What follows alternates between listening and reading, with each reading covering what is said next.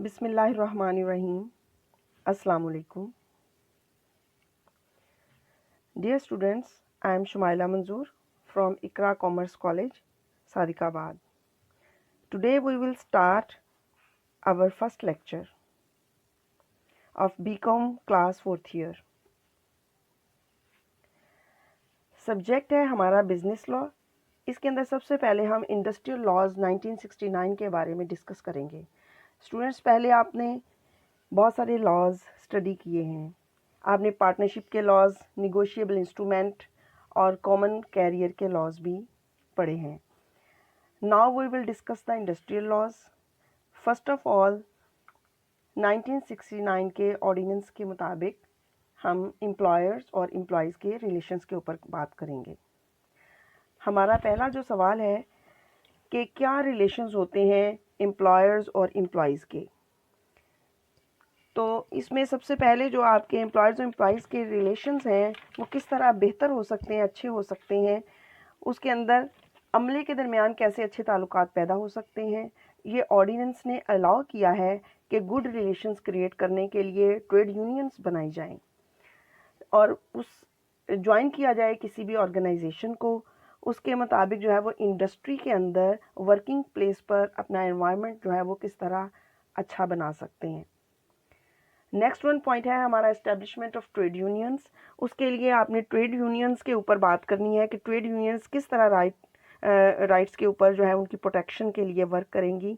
तो ऑर्डिनेंस उनको अलाउ करती हैं कि ट्रेड यूनियंस जो है वो बनाई जाएं ताकि उनके राइट्स की प्रोटेक्शन की जा सके। नेक्स्ट पॉइंट है collective bargaining agent. In accordance with the provisions of this ordinance कि ट्रेड यूनियंस जो हैं वो एम्प्लॉयज़ के बिहाफ के ऊपर कलेक्टिव बार्गेनिंग एजेंट जो हैं वो डिसाइड करेंगी कि कौन होगा जो जाके आगे एम्प्लॉयर से बात करेगा। ट्रेड यूनियंस डिस्कस करेंगी जो एम्प्लॉयज़ के मैटर्स होंगे, जैसे उनके एम्प्लॉयमेंट के मैटर्स हैं या उनकी टर्म्स ऑफ एम्प्लॉयमेंट हैं या जॉब प्लेसेस के ऊपर और लेबर वेजेस के ऊपर और उनके इश्यूज़ के ऊपर और उनकी वर्किंग कंडीशंस के ऊपर जो है वो डिस्कस करेंगी और स्ट्राइक अनाउंस करेंगी on behalf of the employees. तो ट्रेड यूनियंस अपनी तरफ से एक कलेक्टिव बार्गेनिंग एजेंट डिसाइड करेंगी। स्टूडेंट्स, नेक्स्ट जो फीचर है हमारा इंडस्ट्रियल रिलेशन ऑर्डिनेंस 1969 का वो है नेशनल इंडस्ट्रियल रिलेशंस कमीशंस के बारे में। तो सबसे पहले इस पर्पज़ के लिए नेशनल इंडस्ट्रियल रिलेशन एक कमीशन जो है वो कॉन्स्टिट्यूट किया जाएगा। तो ये जो कमीशन बनाया जाएगा ये एम्प्लॉयर और एम्प्लॉयज़ की तरफ से अपने लिए कोई मेंबर जो हैं या नुमाइंदे चुनेंगे ताकि जो है वो एम्प्लॉयज़ और एम्प्लॉयज़ के दरमियान में गुड रिलेशंस कायम किए जा सकें। नेक्स्ट जो पॉइंट है वो शॉर्ट स्टीवर्ड के नाम से है। इसमें ऑर्डिनेंस एक्सप्लेन करता है कि अगर कोई भी एस्टेब्लिशमेंट बनाते हैं, यहाँ पर एग्जांपल के तौर पर वर्कमैन जो है वो शॉप स्टीवर्ड को शो किया गया है कि अगर वो कोई अपनी इस्टेब्लिशमेंट बनाते हैं जो जिसमें 50 या इससे ज़्यादा वर्कर्स जो हैं वो वर्क कर रहे हैं और वो किसी डिपार्टमेंट के अंदर हैं और काम कर रहे हैं, तो वो एक्ट कर रहे हैं, लिंक पैदा कर रहे हैं वर्कर्स और एम्प्लॉयर्स के दरमियान में कि उनके दरमियान में गुड रिलेशंस कायम करने के साथ साथ उनकी फ़िज़िकल वर्किंग कंडीशंस के ऊपर वर्क करें कि जहाँ पे हमारा अमला जो है वो काम करता है वर्किंग कंडीशंस अच्छी होनी चाहिए, प्रोडक्शन प्लेस है वो अच्छी होनी चाहिए या प्रोडक्शन वर्क अच्छा होना चाहिए। ये किसी भी सेक्शन या डिपार्टमेंट के हवाले से ऑर्डिनेंस ने अप्लाई किया है। नेक्स्ट पॉइंट है वर्कर्स पार्टिसिपेशन इन मैनेजमेंट। यानी मैनेजमेंट के अंदर अगर आपकी पार्टिसिपेशन वर्कर्स की हो तो किस तरह से, किस रूल के तहत होगी।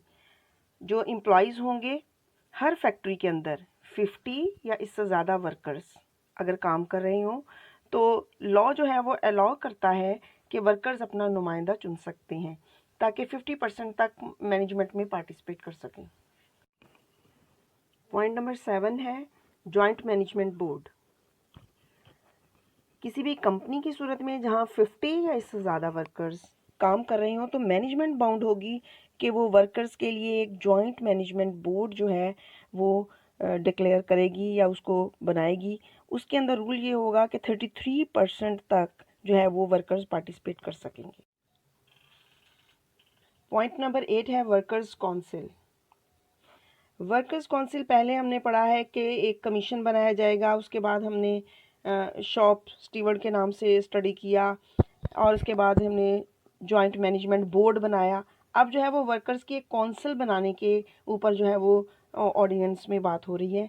इस ऑर्डिनेंस की प्रोविजंस के मुताबिक, इसकी शराइत के मुताबिक, जिस एस्टेब्लिशमेंट में 50 या इससे ज़्यादा वर्कर्स काम कर रहे हों या फिर प्रीसीडिंग 12 मंथ से किसी दिन भी इतने वर्कर्स ने 50% वर्कर्स ने काम किया हो, तो वहाँ पर वर्कर्स काउंसिल बनाई जा सकती है।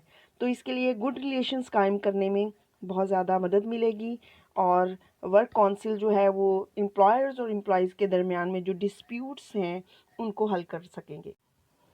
नेक्स्ट हमारा 9th पॉइंट है अपॉइंटमेंट ऑफ कॉन्सिलिएटर्स। ये कॉन्सिलिएशन जो है यानी काउंसलिंग वर्क जो है ये कब स्टार्ट होता है?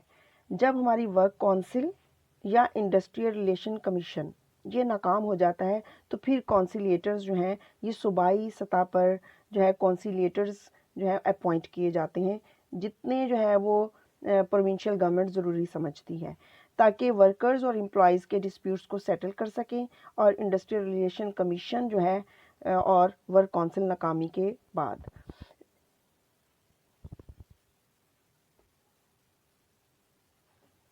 नेक्स्ट पॉइंट है जी स्ट्राइक एंड लॉकआउट। ये भी ऑर्डिनेंस ने जो एम्प्लॉयज़ और एम्प्लॉयज़ के गुड रिलेशंस के लिए जो है वो पॉइंट उठाया है कि स्ट्राइक भी कर सकते हैं एम्प्लॉयज़ और लॉकआउट भी कर सकते हैं ऑर्डिनेंस की प्रोविजंस के मुताबिक, लेकिन कर सकते हैं। तो इस मेन फीचर के अंदर ऑर्डिनेंस ने कहा है कि स्ट्राइक और लॉकआउट की भी जो एम्प्लॉयज़ हैं उनको इजाज़त होगी, लेकिन ऑर्डिनेंस के मुताबिक और इसकी प्रोविजंस के मुताबिक। नेक्स्ट हमारा पॉइंट है 11 point number constitution of labour courts. यानी लेबर कोर्ट्स बनाई जाएंगी जो लेबर है उनके राइट्स की प्रोटेक्शन के लिए लॉ ने इजाज़त दी है कि कुछ ऐसे उनके डिस्प्यूट्स होंगे जो कि कॉन्सिलिएशन के ज़रिए से डिसाइड नहीं हो पाएंगे। तो इस वजह से प्रोविंशियल गवर्नमेंट जो है वो लेबर कोर्ट्स बना सकती है, जितनी चाहेगी डिसाइड कर सकती है सूबाई सतह पर। तो वो इंडस्ट्रियल डिस्प्यूट्स जो हैं वो उसके अंदर सॉल्व किए जाएंगे। नेक्स्ट पॉइंट है 12 point number unfair labour practices. इसमें अनफेयर लेबर प्रैक्टिसेस जो हैं वो एम्प्लॉयर और एम्प्लॉयज़ दोनों की तरफ से हो सकती हैं। यानी कि अगर एम्प्लॉयर्स और एम्प्लॉयज़ जो हैं कुछ ऐसे अनफेयर लेबर प्रैक्टिसेस करते हैं जो कि प्रोविज़न या लॉज के मुताबिक अलाउ नहीं है, तो उनको जो है ऑर्डिनेंस जो है वो उनके लिए पेनल्टीज डिसाइड कर रहा है यहाँ पर लास्ट पॉइंट के अंदर कि उनको इम्प्रिजनमेंट भी हो सकती है और उनको फाइन भी लगाया जा सकता है, या दोनों भी अनफेयर लेबर प्रैक्टिसेस के ऊपर उनको देने पड़ सकते हैं। नेक्स्ट जो है अब हमारा ये टॉपिक कंप्लीट होता है। थैंक यू, अल्लाह हाफिज़, स्टे होम, स्टे सेफ।